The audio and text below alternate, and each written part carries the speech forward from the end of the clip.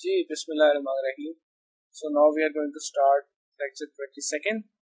This is the last part of the lecture series on mammals, as well as this is also the last part of this current course of animal form and function. So let's get started. So let's talk about the gas exchange mammals. And most mammals have separate cavities for food and gas exchange. Nasal cavity जो है वो buccal cavity से अलग होती है and the snouts of most mammals provide increased surface area for maintaining temperature and humidity of air. ये बहुत important बात है. उसकी रीजन ये है कि लंग्स के अंदर जाने से पहले जो इनिशियल जितना एयर का ट्रैक है वो एक खास अमाउंट ऑफ वाटर वेपर्स और एक खास टेम्परेचर मेंटेन कर देता है एयर के लंग्स के साथ कांटेक्ट में आने से पहले. So this is an added advantage कि ब्रीदिंग की वजह से बॉडी टेम्परेचर जो है वो डिस्टर्ब नहीं होता. And respiratory passageways are highly branched क्योंकि ये ज़्यादा सरफेस एरिया प्रोवाइड करते हैं ऑक्सीजन की ब्लड मिक्सिंग के लिए. And lungs are highly vascular and sponge like. इसमें बहुत ज़्यादा ब्लड की इनटेक होती है जो कि पल्मोनरी आर्टरी से डायरेक्ट ब्लड जो है वो हार्ट के अंदर आता है. और इसके हाईली वास्कुलर होने की वजह से इसके अंदर ऑक्सीजन की जो मिक्सिंग है ब्लड में वो आसान हो जाती है. Mammals breathe by negative pressure mechanism and most mammals have diaphragm. This is an important point because diaphragm is not present in any other animal form other than mammals. So they have diaphragm which separates thoracic and abdominal cavity. यानी कि जिस cavity में lungs होते हैं और heart होता है उस कैविटी को ये स्टमक और इंटेस्टाइन की कैविटी से सेपरेट करती है diaphragm. Inhalation results in rib cage expansion and diaphragm contraction. ये चीजें मिलती. rib cage के फैलने से expand होने से diaphragm जो है वो contract करती है. This decreases air pressure in the thorax. जो आपके chest area है उसमें air pressure जो है वो कम हो जाता है, which pushes air inside the lungs from the environment. सो एक नेगेटिव प्रेशर आपके थोरेसिक रीजन में या मैमल्स के थोरेसिक रीजन में क्रिएट हो जाता है रिब्स की एक्सपेंशन से और डायाफ्राम की कॉन्ट्रैक्शन से, which makes the air rush into the lungs from the air. And expiration is mainly due to the elastic recoil of lungs. यानी कि क्योंकि ये इलास्टिक मूवमेंट है लंग्स की, अगर ये फैलेंगे तो इन्होंने वापस अपनी नॉर्मल पोजीशन में भी आना है. तो इस इलास्टिक रिकॉइल की वजह से बेसिकली जो एयर लंग्स के अंदर होती है वो पुश आउट कर देता है. And this decreases the volume of the thoracic cavity. And now let's talk about the temperature regulation. Mammals are widely distributed in many different environments. बहुत बड़ी amount of हैबिटेट्स हैं, बहुत डिफरेंट टाइप्स ऑफ हैबिटेट्स हैं जिनको mammals ने explore किया है और उनको एज अ होम जो है वो यूज कर रहे हैं. And most of them face extreme temperatures in some forms which requires either energy dissipation और कंजर्वेशन. अब ये उस एनवायरनमेंट पे डिपेंड करता है कि उनको ज़्यादा से ज़्यादा एनर्जी को स्पेंड करने की ज़रूरत है, खर्च करने की ज़रूरत है या एनर्जी को बचाने की जरूरत है. ये डिपेंड करता है कि वो किस एनवायरनमेंट में और किस तरह के टेम्परेचर के अंदर रह रहे हैं. Basically there are two types of heat producing mechanisms. Heat produce करने के मैमल्स के अंदर दो बेसिक मैकेनिज्म है. नंबर वन जैसे शिवरिंग थर्मोजेनेसिस. आप सब फेमिलियर होंगे इस चीज से कि अगर आपको एकदम बहुत ज्यादा ठंड लगती है तो आपकी बॉडी जो है वो इनवॉलंटरली शिवरिंग शुरू कर देती है, कांपना शुरू कर देती है. This is basically a muscular activity that provides large amount of heat with little in very small pupil. Muscular activity से हीट की जनरेशन जो है वो basically shivering thermogenesis. On the other hand there is non shivering thermogenesis. This is the heat produced by regular cellular mechanism. जो आपके body cells regularly break down कर रहे हैं फैट्स की और बायोलॉजिकल आपके जितने प्रोसेसेस जारी हैं उनसे जो हीट मेटाबॉलिज्म के थ्रू बन रही है, that heat production is basically non-shivering thermogenesis. And most mammals are insulated by pelage or fat deposits. Pelage हो सकता है बहुत से एनिमल्स के, कुछ मैमल्स ऐसे होते हैं जिनमें ना हो, लेकिन फैट डेपोजिशन मोस्ट मैमल्स के अंदर आपको मिलेगी under the skin. And in mammals where pelage is absent, temperature is allowed to drop down by restricting blood flow to the. अब कुछ ऐसी पार्ट्स हैं बॉडी के कुछ एनिमल्स के जहां पर वो टेम्परेचर को रेगुलेट नहीं कर सकते, तो ये क्या करते हैं, ब्लड फ्लो को रेगुलेट कर लेते हैं. कि फॉर एग्जांपल अगर एक मैमल के फीट जो है वो उनका टेम्परेचर बहुत ज़्यादा गिर गया है, तो ब्लड फ्लो जो है उसको फीट की तरफ रेस्ट्रिक्ट कर दिया जाता है ताकि उसकी वजह से ब्लड जो है उसका टेम्परेचर फीट के साथ कांटेक्ट में आने से उस ड्रॉप ना कर जाए. तो ये क्या करते हैं कि उन अपेंडेजेस का टेम्परेचर जो है वो ड्रॉप होने देते हैं और ब्लड को उन अपेंडेजेस में या उन बॉडी पार्ट्स के अंदर जाने से रोकते हैं.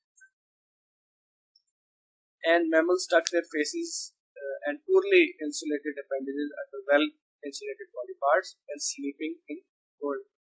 आमतौर पे देखा ये गया है कि ठंडे इलाकों के जो मैमल्स हैं वो अपने लिम्स और अपना फेस जो है वो अपनी बाकी बॉडी के अंदर छुपा के जो है वो फिर सोते हैं ताकि जो पुअरली इंसुलेटेड बॉडी पार्ट्स हैं उनको वेल इंसुलेटेड बॉडी पार्ट से हीट जो है वो मिलती है. और this is an important slide. Some mammals are equipped with concurrent heat exchange system. इसमें है क्या कि हीट एक्सचेंज जो है वो ब्लड वेसल्स एक दूसरे से हीट जो है वो एक्सट्रैक्ट करते रहते हैं continuously. Arteries in the peripheral areas of an appendage are surrounded by veins that turn blood back to the body. Of course, veins का फंक्शन ये है कि उन्होंने ब्लड जो है उसको हार्ट की तरफ बाकी सारी बॉडी से वापस लेके जाना है. So when blood returns back through veins, heat is transferred from arterial blood to venous blood. यानी कि आर्टरीज से निकलने वाली जो हीट एनर्जी है वो वेनस ब्लड जो है एक्सट्रैक्ट कर लेता है और फिर उस प्रॉपरली हीटेड ब्लड को वो वापस हार्ट की तरफ और बॉडी की तरफ ले जाता है. तो होता क्या है, when blood returns back through veins, heat is transferred from arterial blood to venous blood and is returned back to body instead of energy being lost to the blood. यानी कि ज्यादा से ज्यादा कोशिश की जाती है कि एनर्जी और हीट जो है वो वेस्ट ना हो. जो हीट वेनस आर्टेरियल ब्लड के पास है वो वेनस ब्लड उससे एक्सट्रैक्ट कर लेता है क्योंकि ये ब्लड वेसल्स एक दूसरे की बहुत क्लोज प्रॉक्सिमिटी में होती हैं, इनका आपस में डिस्टेंस ज़्यादा नहीं होता, तो ये डिफ्यूजन के थ्रू हीट जो है उसको एक्सट्रैक्ट कर सकते हैं दूसरे से. Mammals in cool moist places easily dissipate excess heat, जो कि इनके अंदर आराम से हीट जो है वो एक्सेस हीट जो है उसको अपनी बॉडी से निकाल देते हैं ये एनिमल्स by radiating heat, यानी कि by simple radiation या evaporative heat. On the other hand, mammals in hot and dry places may face water loss during evaporative heat. इनके अंदर वाटर जो है वो लॉस हो सकता है, लेकिन लार्ज मैमल्स जो हैं जिस तरह एलिफेंट्स जो है वो ब्लड फ्लो जो है उसको अपने ईयर्स की तरफ रेडिएट कर देते हैं जिसकी मदद से थ्रू एयर जो ब्लड का टेम्परेचर है उसको एक सर्टेन लिमिट के अंदर रखा जाता है। और जो स्मॉलर मैमल्स हैं हॉट के ड्राई प्लेसेस के, वो अंडरग्राउंड जा सकते हैं या बरोज बना के या रॉक्स के नीचे यानी कि शैडोई प्लेसेस के अंदर वो अपने आप को कंटेन कर सकते हैं। Winter sleep is also one of the behavioral changes that helps in body temperature regulation. So it is a condition where mammals move to burrows under the snow, but they remain alert. और उनकी activity जो है वो reduce जरूर हो जाती है लेकिन पूरी तरह खत्म नहीं होती, और किसी भी खतरे के पेश नजर ये अपने बरों से बाहर भी आ सकते हैं, but their body temperatures and metabolic rates are somewhat reduced. इस सब के बावजूद ये पूरी तरह इनएक्टिव नहीं होते। इनका बॉडी टेम्परेचर और मेटाबॉलिक रेट्स कुछ हद तक कम हो सकते हैं, लेकिन ये अपनी मूवमेंट जो है वो आउट इन दी ओपन बहुत रेस्ट्रिक्ट कर देते हैं और ये बरो के अंदर ज्यादातर टाइम गुजारते हैं, लेकिन किसी भी खतरे के पेश नजर ये बाहर जरूर आ सकते हैं। On the other hand there is hibernation. It is a period of complete inactivity, कोई एक्टिविटी नहीं होती इस period. Metabolic rates and respiratory rates also greatly slow down, ये सब कई गुना कम हो जाता है, यानी कि मेटाबॉलिक रेट भी और रेस्पिरेशन भी, ताकि कम से कम एनर्जी जो है वो किसी भी किस्म के प्रोसेस के अंदर इस्तेमाल। Mammals prepare for hibernation in advance bye consuming large quantities of food and accumulating lots of fat in the body. ये इनकी बेसिकली एक तैयारी का तरीका होता है कि जब वेदर जो है वो फेयर है तब ये ज्यादा से ज्यादा फूड कंज्यूम करने की कोशिश करते हैं ताकि ज्यादा से ज्यादा फैट इनकी बॉडी के अंदर डिपॉजिट। हाइपोथैलेमिक सेक्रेशंस प्ले की पार्ट इन द प्रोसेस। अब ये बेसिकली ये सारा प्रोसेस जो है वो जैसे एनवायरमेंटल ट्रिगर्स के अंडर है वैसे ही ये हार्मोनल ट्रिगर्स के अंडर भी है, विच इज बाय हाइपोथैलेमस की सेक्रेशन जो है वो बहुत इंपॉर्टेंट है इस सारे हाइबरनेशन के प्रोसेस के। So let's talk about nervous and sensory functions. Complexity of nervous system and large developed cerebral hemisphere indicates the active mammalian lifestyle. अब ब्रेन की डेवलपमेंट का मतलब ये है कि इस ब्रेन से ये एनिमल ज्यादा से ज्यादा काम ले सकते हैं, अपनी एनवायरनमेंट के बारे में ज्यादा से ज्यादा इंफॉर्मेशन कलेक्ट कर सकते हैं। So touch receptors are well developed, as we all know, and they are associated with the base of hair follicles. जैसे हमने पहले डिस्कस किया कि जैसे ही हेयर फॉलिकल्स या हेयर पैलेट जो है वो डिस्प्लेस होती है, उसके साथ ही हेयर फॉलिकल्स की बेस पे जो नर्व एंडिंग्स हैं वो किसी भी किस्म की एनवायरमेंटल चेंज को या टच को रिसीव करके ब्रेन तक ले जाती है। Olfaction is also highly developed and mammals rely on olfactory stimuli for locating food and also recognizing species members and avoiding predators. So sense of smell भी बड़ी highly developed है, तो मुख्तलिफ मैमल जो हैं वो फूड की लोकेशन के लिए इससे मदद ले सकते हैं, या ये अपनी फैमिली या स्पीशीज के मेंबर जो हैं उनको रिकग्नाइज करने के लिए इस पर रिलाई कर सकते हैं, या ये प्रेडेटर्स को अवॉइड करने के लिए इस पे रिलाई कर सकते हैं। सो ऑल्फैक्शन की जो सेंस है उसके मुख्तलिफ उसके फवायद हैं और ये स्पीशीज टू स्पीशीज वेरी कर सकते हैं कि वो किस तरह ऑल्फैक्टरी सेंस जो है उस पे काम कर रहे हैं। सो fossils of extinct mammals show that they had long snouts which denotes to the larger area for olfactory apathy. तो ये एक बड़ी इंपॉर्टेंट बात है कि इनकी स्नाउट्स के अंदर जो रेस्पिरेटरी ट्रैक है वो बहुत एक्सटेंडेड है, जिसका मतलब ये है कि जो एक्सटिंक्ट एनिमल्स हैं उनको ऑल्फैक्टरी एपिथेलियम बहुत ज्यादा अवेलेबल थी, सो उनकी जो सेंस ऑफ स्मेल है वो बहुत highly developed. Auditory senses are supported by external ear flaps called pinna and external ear canal ये एक बड़ी अच्छी सोफिस्टिकेशन जो इस ग्रुप ऑफ एनिमल्स में है, मैमल्स में, वो ये कि इनके प्रॉपर एक्सटर्नल ईयर्स हैं जिनको पिन्ना कहा जाता है, और ये बेसिकली ईयर की प्रोटेक्शन में और जो साउंड वेव्स हैं उनकी कलेक्शन में उनका बहुत अहम किरदार है। और इसको कनेक्ट किया हुआ है ईयर ड्रम या टिम्पैनम के साथ ईयर कैनाल में। And the middle ear it consist of 3 bones that transfer vibrations to inner year.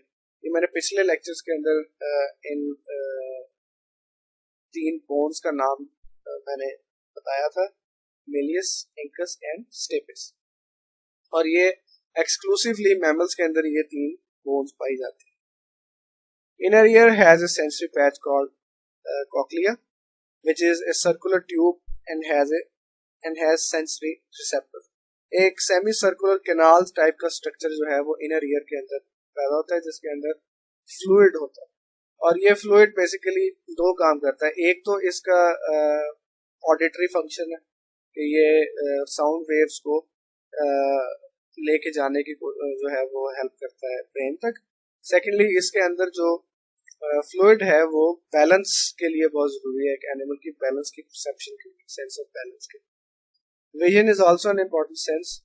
Course I structure is almost similar in most predicates, और मतलब प्रे को लोकेट करने के लिए या डिस्टेंस के लिए या लाइट के लिए course sense of site is very very important. And most mammals have more rod cells in their retina than bone cells. Plus the primates, which include human, monkeys and gorillas, etc. They have and a few other. They have well developed color vision. So color की sense जो है वो primates के अंदर बड़ी well known.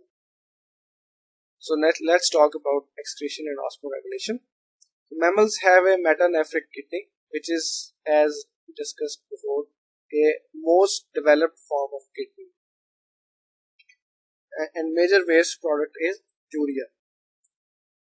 Unlike uric acid, अब uric acid जो है उसको इतनी water की amount नहीं चाहिए excretion के लिए, लेकिन यूरिया जो है वो उसको काफी ज्यादा amount चाहिए water की excrete out होने के लिए, which is why कुछ ना कुछ amount जो है पानी की वो जरूर लॉस होती है इस excretion के process में. Nephron is a basic unit of kidney, and this nephron has basically 2 major portions. The first important part is the glomerulus, and which helps in the filtration of snoots and some very important fluids. And rest of the nephron is a tubule-like structure to reabsorb water and essential fluids. And because of the efficient filtration and reabsorption of water, mammals produce urine that is more concentrated than the blood. अब एक चीज ध्यान में रख लें कि mammals जो urine produce करते हैं, उस urine के अंदर salt की concentration blood के अंदर salt की concentration से हर हाल में ज्यादा होती है. In other words, salt की concentration blood में urine के मुकाबले में कम होती है. आप दोनों तरह से इसको proceed कर सकते हैं, explain कर सकते हैं. And water loss through urine varies among mammals and depends on activity, physiology and environment. ये एक given criteria नहीं है कि एक मैमल जो है वो यूरिनेशन के दौरान इतना वाटर जो है उसको लूज कर देता है. ये डिपेंड करता है कि उस वक्त उस एनिमल की फिजियोलॉजी क्या है, उस वक्त उसकी बॉडी में ने एक्टिविटी क्या की है, या उस वक्त वो एनिमल जो है वो किस टेम्परेचर के अंदर है. सो इन सब प्रोसेसेस का बहुत रोल है अमाउंट ऑफ वाटर के लॉस होने पे through urination. And behaviors, well, mammals exhibit a wide variety of complex behaviors, which is one of the tools for their survival. So we can talk about a few examples here. For example, in cats, they arch their backs and fluff up their furs to potential threat. ये अपने आप को बढ़ा चढ़ा कर पेश करने की कोशिश करते हैं किसी भी पोटेंशियल थ्रेट के सामने। और इसी तरह डॉग्स जो हैं वो अपनी टेल को विगल करते हैं, मुसलसल हिलाते हैं कि कोई ना कोई मैसेज कम्युनिकेट करने। And release of pheromone is also one of the behavioral manifestation, and it is a way of sending clues to opposite sex breeding seasons, of course. And males of many mammalian species, they outline their home range boundaries by urinating over rocks and land. So इसी तरह के pheromones like chemicals जो हैं वो urine के through भी पास होते हैं, जिसकी मदद से मेल्स जो हैं वो मुख्तलिफ स्पीशीज के वो अपनी एरिया को, अपनी टेरिटरी को मार्क करने के लिए, आउटलाइन करने के लिए भी इस्तेमाल करते हैं। और इसी तरह के केमिकल्स की अगर बात की जाए तो स्कंक्स बहुत मशहूर हैं, क्योंकि उनमें बहुत ज्यादा फाउल स्मेलिंग केमिकल्स प्रोड्यूस होते हैं, जिसकी वजह से बहुत से थ्रेट्स उनके पास नहीं होते। Mammals living as herds, they are sensitive to auditory cues, यानी कि आप अगर भेड़ बकरियों के बहुत बड़े झुंड की बात कर लें तो वो एनवायरनमेंट से आने वाले मुख्तलिफ साउंड्स की तरफ बहुत ध्यान रखते हैं कि किसी भी किस्म की कोई अनफेमिलियर साउंड जो है उसको कंसिडरेशन में लिया जाता है, ताकि फाइट और फ्लाइट रिस्पॉन्स जो है उसको फौरन एक्टिवेट किया जा सके। In the same way vocalisation and tactile communication is very important. खास तौर पे अगर आप मंकीज और एप्स में देखें तो वहाँ पर ग्रूमिंग, म्यूचुअल ग्रूमिंग जो है वो उसका बहुत ज्यादा आप कह लें कि वेल नोन है उनमें। And this basically has more than one advantage, as grooming may help in maintaining healthy skin as well as reinforcing the social relationship between the partners. And let's talk about the reproduction and development. Mammals exhibit the most well-developed oviparity, और इसका एक added advantage ये है ओविपेरिटी पे कि ज्यादातर oviparous animal जो है वो उनको अपने एग्स की हिफाजत के लिए बहुत मेहनत करनी पड़ती है, और आमतौर पे मेल और ज्यादा केसेस में फीमेल जो है उनकी मूवमेंट बहुत रेस्ट्रिक्ट हो जाती है, क्योंकि वो अपने नेस्ट से ज्यादा दूर नहीं जा सकती। जबकि ओविपेरिटी जो है वो अलाउ करती है फीमेल्स को मोबिलिटी ज्यादा से ज्यादा प्रोवाइड करने के लिए, hence they can find their food and go bye there natural processes. और रिप्रोडक्शन और डेवलपमेंट की वजह से उनके ये प्रोसेसेस में उनमें कोई खास डिले नहीं आता। Reproductive behaviours are usually influenced by seasonal and horticulture, ये दोनों चीजें साथ साथ चलती हैं, एक्सटर्नल क्लूज भी और एनिमल की अपनी physiology. Most female undergo estrus cycle, most female mammals की बात हो रही है यहाँ पर, इनमें एस्ट्रस साइकिल होता है जिसमें ये ज्यादा से ज्यादा मेल्स की तरफ रिसेप्टिव हो जाती है, and hormonal changes also stimulate ovulation in this estrus cycle. Many mammalian species are monoestrous, यानी कि उनमें एक साल के दौरान सिर्फ एक दफा ही एस्ट्रस साइकिल ऑनसेट होता है, जैसे बियर्स के अंदर। कुछ एनिमल जो हैं उनमें साल में 2 दफा एस्ट्रस साइकिल आता है, जिसको डाइएस्ट्रस कहते हैं, जैसे डॉग्स के अंदर।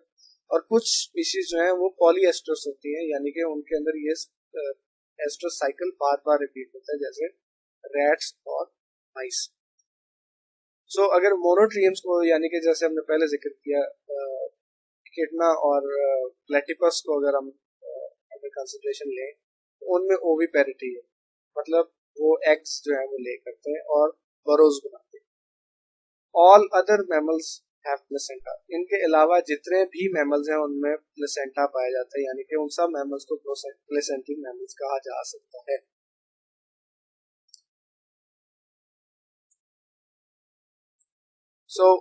और उसमें ये होता है कि जैसे हमने पहले जिक्र किया कि प्लेसेंटा के थ्रू नरिशमेंट जो है वो मदर से यंग वंस की तरफ आती है। In monotremes, yolk supplies nourishment to them, while in placental mammals, blood supplies nourishment. So ये एक basic difference है, ये आपके एग्जाम्स के पॉइंट ऑफ व्यू से ये इम्पोर्टेंट पॉइंट है कि मोनोट्रीम्स में नरिशमेंट के हिसाब से क्या चीज डिफरेंट है प्लेसेंटली। सेम अगर हम देखें तो मार्सुपियल्स जो पाउच मैमल्स होते हैं जिनके अंदर पाउच लाइक स्ट्रक्चर होता है, उनमें जो नरिशमेंट है वो यूट्राइन मिल्क के थ्रू होती है, यानी कि एक यंग वन जो है वो ब्रीडिंग ब्रूडिंग पाउच के अंदर वापस चला जाता है मदर के पास, और वहां से फिर के थ्रू यूट्राइन मिल्क जो है वो नरिशमेंट हासिल करता है। And the amount of time a young one